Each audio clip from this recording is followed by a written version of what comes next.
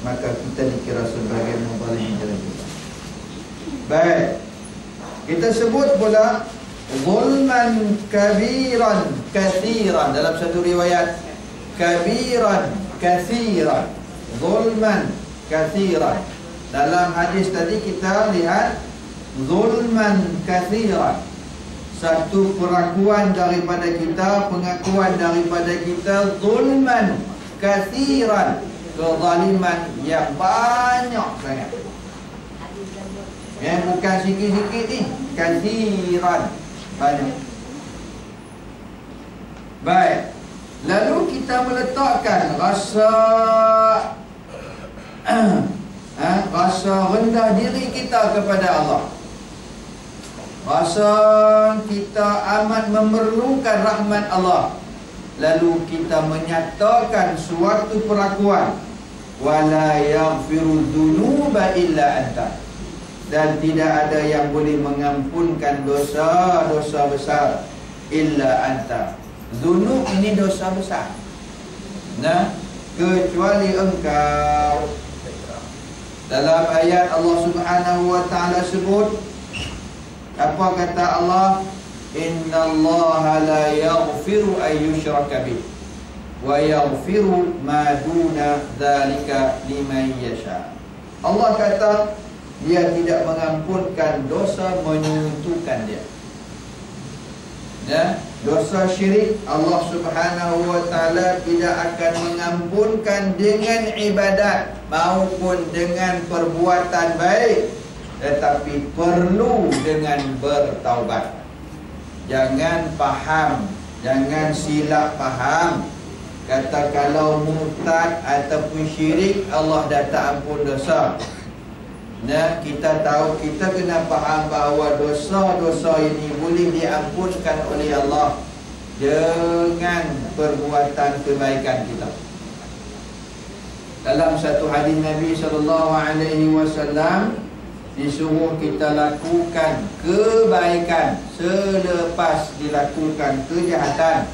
Mudah-mudahan boleh menghapuskan kejahatan itu. Nah, Nabi SAW suruh itu. Tapi dosa syirik Allah tak akan ampunkan kecuali kita bertaubat. Baik. Dan tidak akan boleh mengampunkan dosa melainkan engkau. Ini pengharapan kita. Ya, ini pengharapan kita. Kita kata kepada itu, kepada Allah Subhanahu wa ta'ala. Lalu kita kata faghfirli maghfiratan min indika. Para ulama menyatakan kalimah min indika itu adalah kalimah yang cukup tinggi nilainya. Nah, faghfirli, ampunkanlah bagiku suatu keampunan daripada sisimu. Baik. Min indika, bahasa kita daripada sisimu. Perkataan ini kata para ulama memberi suatu kepahaman kepada bahawa kita mengaku di hadapan Allah Subhanahu wa ta'ala, ya Allah, engkau ampunkan aku ya Allah, bukan dengan sebab amal kebaikanku ya Allah. Maknanya kita memohon dengan Allah, kita buat pengakuan dengan Allah Subhanahu wa ta'ala bahawa aku ni dapat keampunan bukan kerana sebab amal aku, bukan sebab sembahyangku, bukan sebab apa, tetapi dengan sebab rahmatmu sahaja. Ini yang disebut sebagai min indika. Kalimah itu amat tinggi nilainya. Oleh itu kita kena feel bila kita tahu apa yang kita baca. Faghfirli maghfiratan min indika. Nah, bukanlah contohnya dengan sebab kita memuji-muji Allah sebelumnya, bukan sebab kita itu dengan ini. Walaupun disebut tadi ini, buatlah kebaikan, wa khaliqin nasa bi khuluqin hasan. Dan dalam hadis itu sebelumnya kata Nabi, buatlah kebaikan, mudah-mudahan kebaikan itu akan menghapuskan kejahatan kita. Tetapi di dalam dini perlakuan kita mengaku di hadapan Allah, faghfirli maghfiratan min indika. Baik, kita sebut tadi faghfirli maghfiratan. Itu satu kalimah yang juga cukup agung. Faghfirli maghfiratan. Ampunilah ya Allah bagiku maghfiratan, sungguh keampunan. Itu kalimah maghfiratan. Bukan saja kata gitu aja. Nah, saya dengar bahawa tak lama, mudah-mudahan Allah ampunkan mereka, ada dialunkan zikir ini. Orang dia pun dah meninggal, Ustaz Asri. Baik, dia baca pertama sekali, dia inni zalamtu nafsi zalman katsiran. Itu suatu kesalahan, mudah-mudahan Allah ampunkan dia. Saya bukan nak menyerca dia, bukan nak memuji dia. Allah mudahan ampunkan dia. Mungkin dia tak sedar. Okay? Dia kata zalman, dia sebenarnya zulman. Baik. Kemudian kesalahan yang kedua, faghfirli maghfiratun, dia kata. Itu kesalahan yang kedua.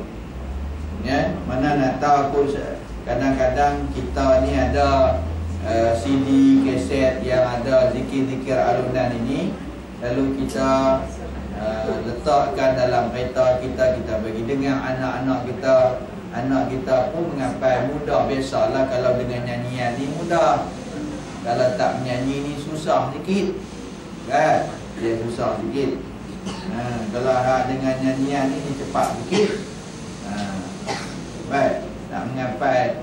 Baik, jadi faghfirli maghfiratan. Maghfiratan ni kita kata dalam hati kita kena timbulkan suatu perasaan bahawa ya Allah, ampunilah kepadaku sungguh-sungguh ya Allah. Kerana kalimah maghfiratan ni kalau tuan-tuan perempuan belajar dalam bahasa Arab disebut maf'ul mutlak. Maf'ul mutlak dipanggil. Biar saya usah mengaji Arab, tak erti dah, mereka sudah tak erti kan? Kalau kita tak biasa belajar Arab, kita tak akan dapat feel ni. Tapi saya nak abang, tak dapat pun nak bagi dapat juga. Okay? Maghfiratan, kalimah ini nak menyatakan kesungguhan kita memohon keampunan. Faghfirli ya Allah, ampunilah kepadaku sungguh-sungguh ya Allah. Begitu maksudnya. Faghfirli maghfiratan, ampunilah bagiku sungguh-sungguh. Min indika, yang ku tahu ya Allah, keampunan ini hanya daripadamu. Kamu nak bagi, boleh bagi kat siapa saja, bukan dengan sebab aku jadi baik kadah, dak. Ya? Ampunilah ya Allah, min indika, kalimah min indika itu. Baik. Ustaz, ni doa ni waktu sembahyang kan? Ya. Doa habis tasyahud akhir. Tapi imam tak boleh nak bubuh semua ni. Saat lagi dia panjang daripada tasyahud kita sebut tadi. Ini yang nyatakan dalam kitab yang saya bawa ini. Baik. Bahkan dia sekadar membaca doa, dia kata di sini wa yusannu ayyan qusa du'aul imami an qadri aqalli tashahhud was salati 'ala nabi. Itu dia kata. Disunatkan bahawa memendekkan oleh doa imam daripada qadar sekurang-kurang tasyahud dan salawat kepada Nabi SAW. Jadi adab sebagai imam, dia tak boleh panjangkan doa ini. Tak boleh panjangkan doa. Dia daripada 3 ni ambil 1 sudah. Ambil hak mana-mana lah. Selalunya kita baca yang tadilah. Allahumma ighfirli ma qaddamtu wa ma akhartu. Ya. Yang tu. Tu. Ada yang tak apa yang tu. Wallahu a'lam, tanya sendirilah. Warhamni, kita kata pula warhamni dan rahmatilah aku. Nah, karena kita tahu bahawa jika bukan dengan rahmat Allah, ya, di akhir sekali kita sebut innaka antal ghafur, kamulah ya Allah Maha Pengampun. Bila kita minta ampun, Allah suruh kata ghafur. Bila kita minta pula irhamni, ampuni, rahmati aku, Allah suruh, Allah bubuk pada rahim di belakang. Inilah dua di antara adab doa.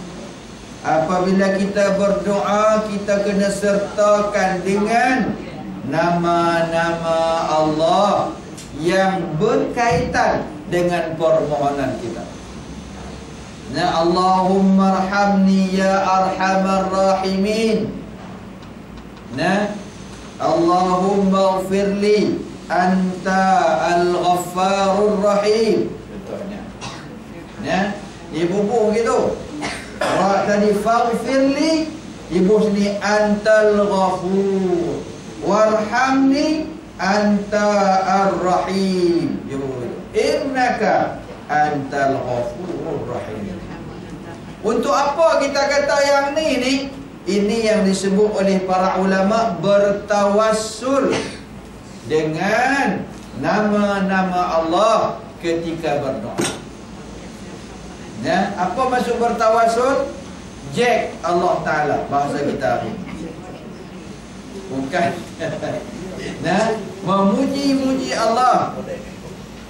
Bertawassul ni maknanya kita nak pengukuhkan permohonan kita. Gitu. Betul tak? Bila kita nak pohon, kan? Pertama sekali kalau kita nak mohon apa-apa kan?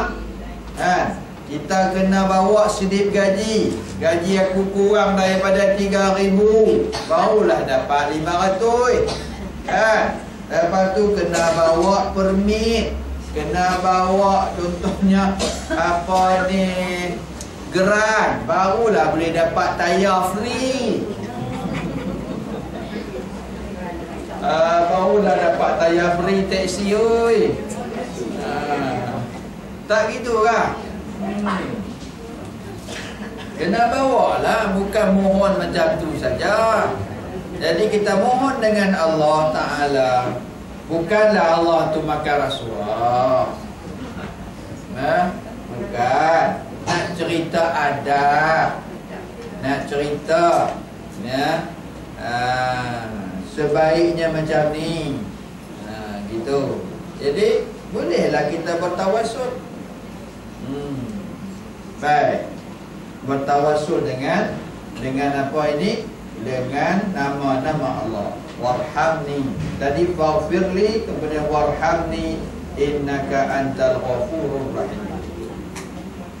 Baik, inilah doa yang diajarkan oleh Nabi SAW kepada kita. Jadi janganlah lepaskan peluang yang mana Nabi SAW suruh kita buat ni. Mana kita sebagai hamba Allah Subhanahu Wa Taala tak lari daripada dosa. Nah, kita tak lari pada dosa.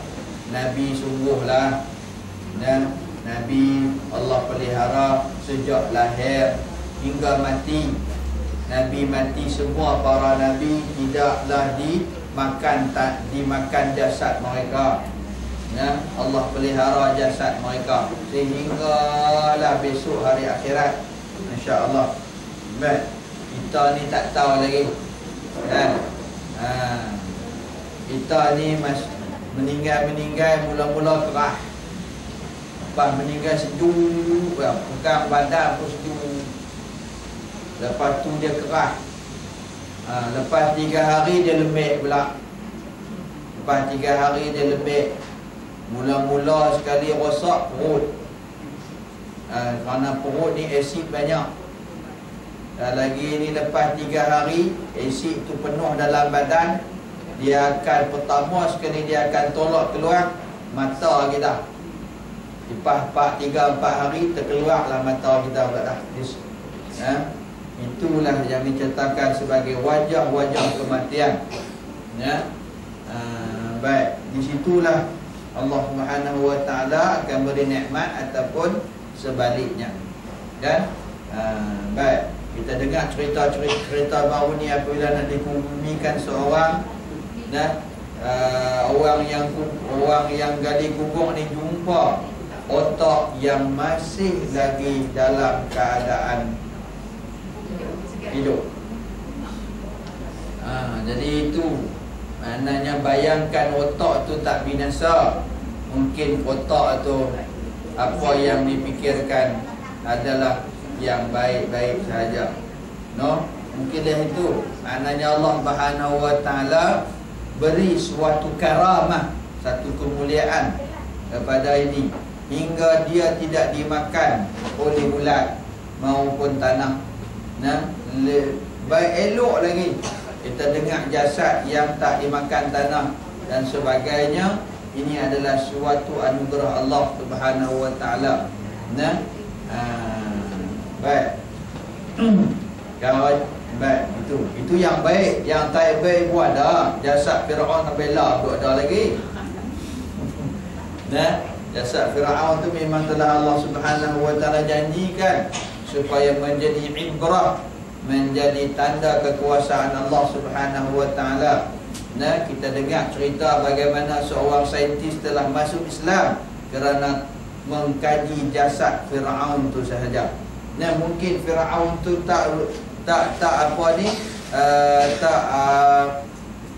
rosak badannya kerana mungkin badannya dipenuhi dengan bahan-bahan yang Allah Subhanahu wa taala letakkan, iaitu garam. Apabila dia mati dalam laut, cerita dalam dia orang Kristian, apabila dia kaji bahawa Firaun ni mati di dalam laut, takat tu je.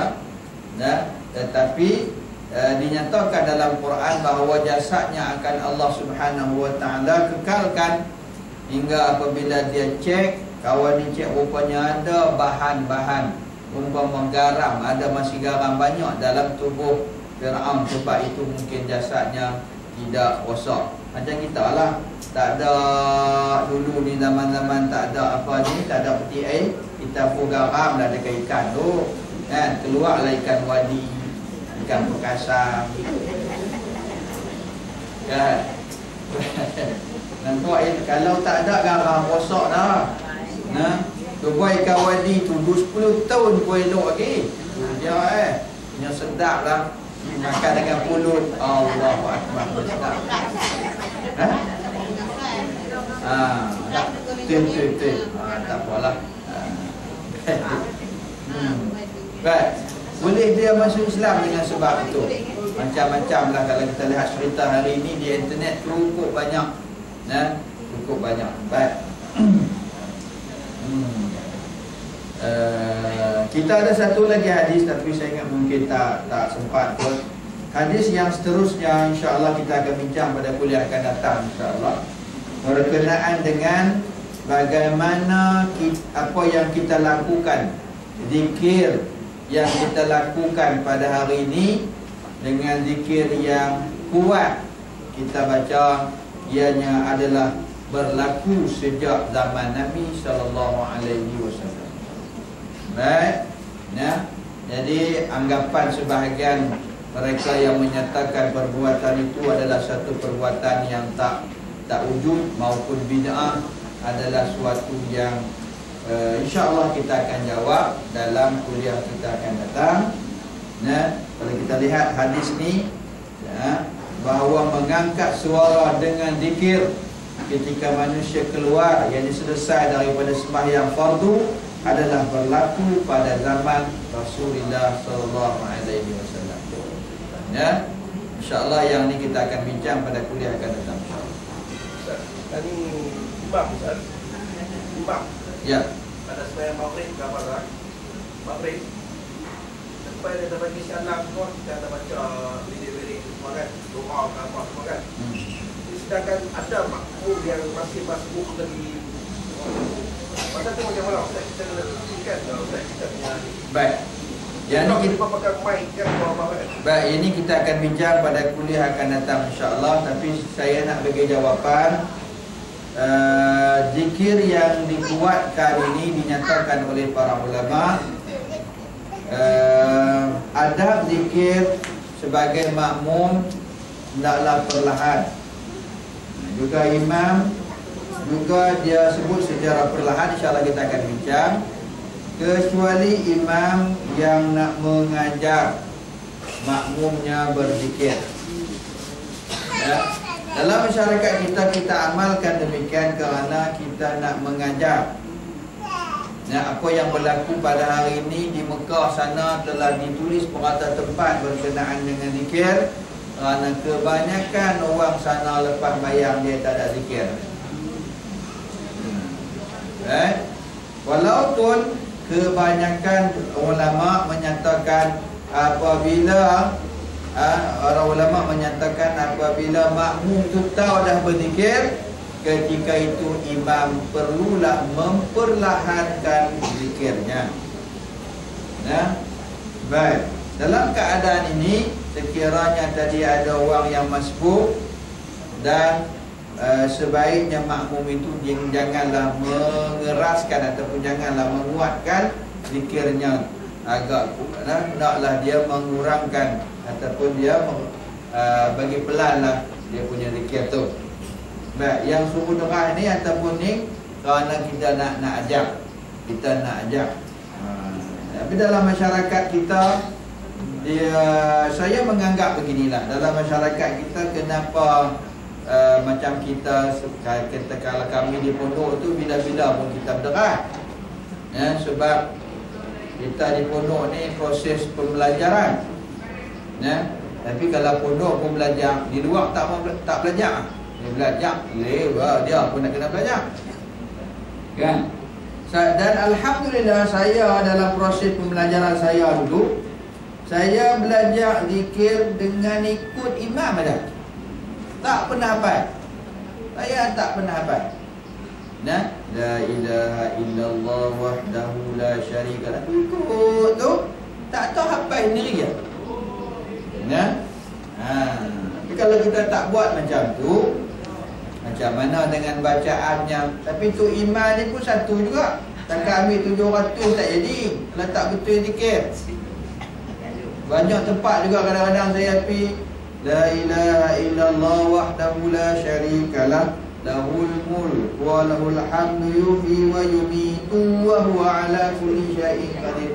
Mana dia bab tu nak bab apa? Nak tunjuk apa? Yuhyi wa yumiitu wa huwa. Itu panjang. Satu hal lagi. Baik, yang ni insya-Allah kita akan panjang-panjangkan bagaimana kedudukan imam ketika berzikir, ketika nak berdoa, adakah dia kena menghadap kiblat ataupun macam manakah? Nah, para ulama menjelaskan imam ni kalau dia nak berzikir, hendaklah kanannya dihadapkan ke arah makmum, ataupun berhadap kepada makmum. Itu ada dua cara. Begitulah berdoa juga begitu. Baik. Nah, insya-Allah kita akan bincang benda ni pada kuliah akan datang insya-Allah. Saya ingat monti takat tu kalau ada persoalan insya-Allah. Saya nak tanya. Allahumma jinna as'aluka ridhaka wal jannah wa na'udzubika min sakhatika wan nar. Baik. Zikir ke doa sembahyang? Baik. Doa yang Allahumma inna nas'aluka ridhaka wal jannah wa na'udzubika min sakhatika wan nar ni doa yang dipopularkan oleh Siti Aisyah radhiyallahu taala anha. Baik. Doa ni yang diajarkan oleh Nabi sallallahu alaihi wasallam yang mana doa ini kata Nabi hendaklah dibaca di malam-malam Lailatul Qadar. Maknanya bukan doa hadiah-hadiah. dah boleh. Tapi maknanya doa itu diajarkan pada peringkat awalnya begitu. Sebab tu yang kalau Ramadannya tak ada doa lain kan?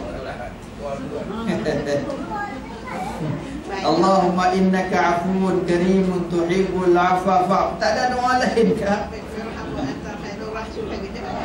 Tu dia, doa itulah yang diajarkan.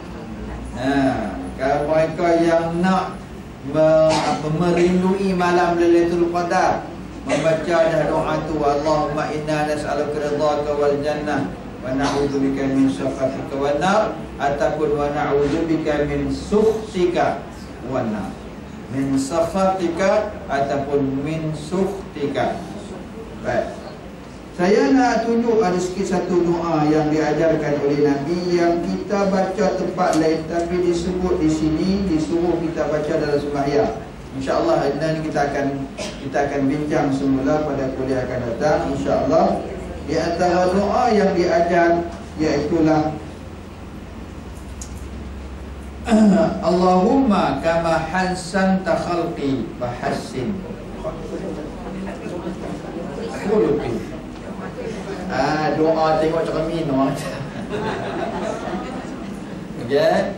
Allahumma kama hasanta khalqi, ya Allah, seperti mana kamu memperelokkan kejadianku, fahassin khulqi, perbaikkanlah juga akhlakku. Ini doa yang dinyatakan di antara yang dinyatakan dalam kitab ini, yang mungkin jarang dinyatakan oleh kebanyakan kita. Baik. Baik, lagi ada persoalan? InsyaAllah.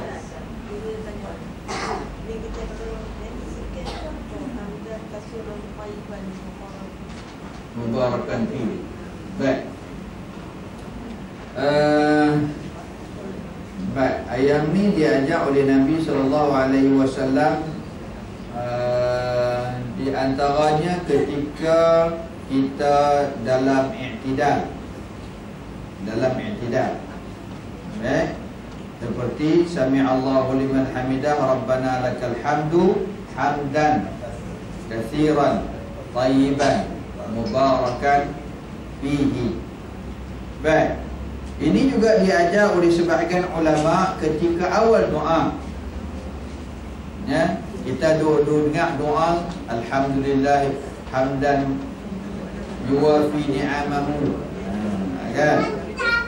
Baik, di antaranya ramai di kalangan para ulama hingga mutaakhir ini juga ada di antaranya Syekh Abdul Fattah Abu Ghuddah dalam beberapa kitabnya, dia menggalakkan kita membaca doa dimulakan dengan alhamdulillah. InsyaAllah doa ni insyaAllah kita akan bincang apakah adabnya. Di antaranya kena sebut alhamdulillah, kena sebut salawat.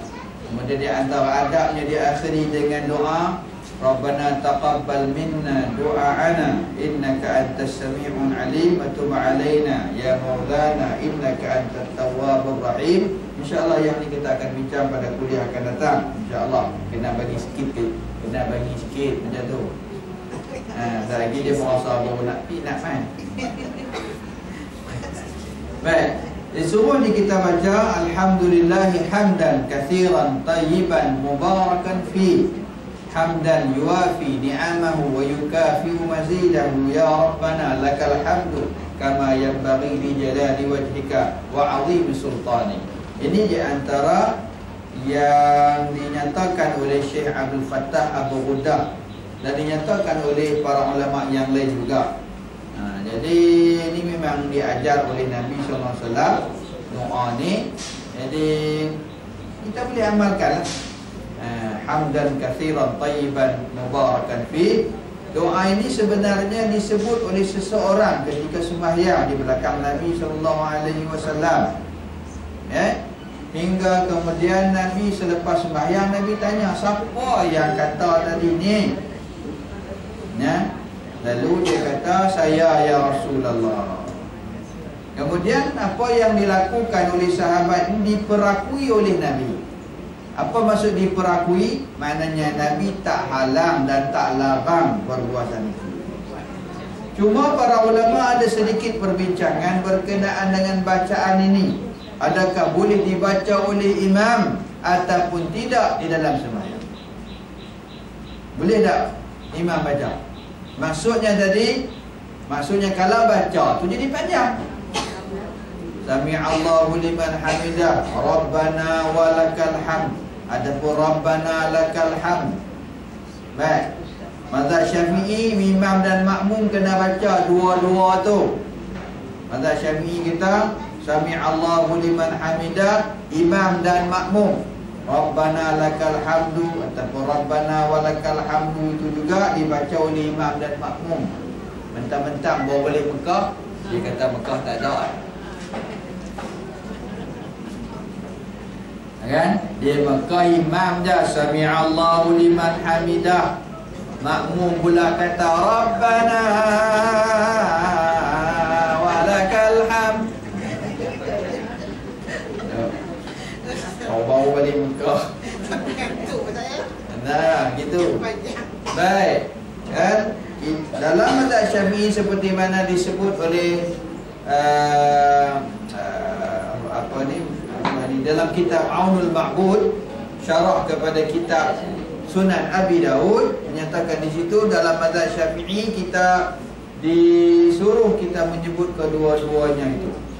Cuma ada sedikit khilaf para ulama, dua pandangan ulama. Sebahagian ulama membenarkan membaca ataupun menyambung hamdan katsiran tayyiban mubarakan fi mil'us samawati wa mil'ul ardi wa mil'u ma min syai'in ba'd.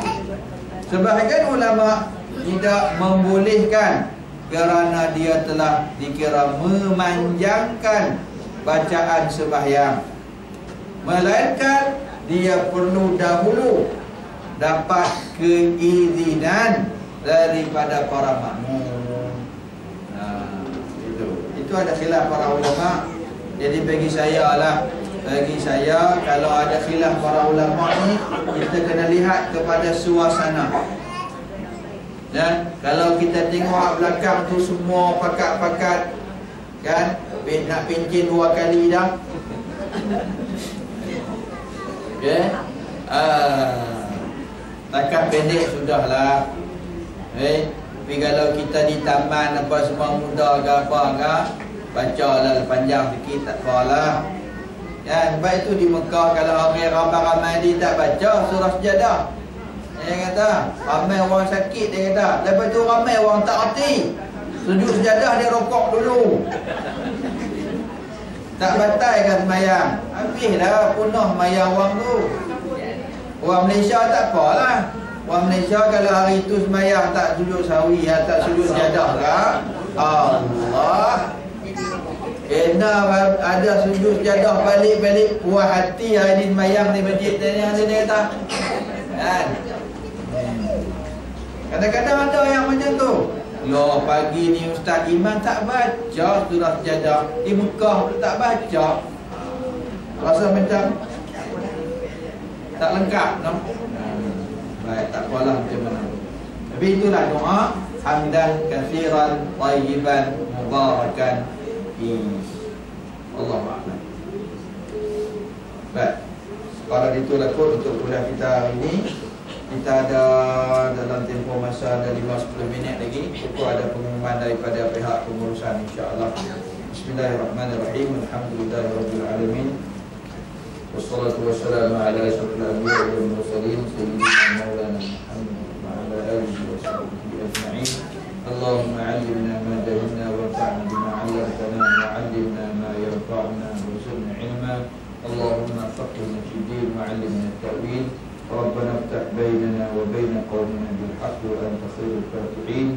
اللهم أرنا الحق حقا وارزقنا اتباعه وأرنا الباطل باطلا وارزقنا اجتنابه. اللهم إنا نستودعك ما علمتنا فارده إلينا عند حاجتنا إليه. وصلى الله وسلم على خير خلقه سيدنا محمد Muhammadin wa ala alihi wa sahbihi ajma'in. Alhamdulillahirabbil alamin. Wassalamualaikum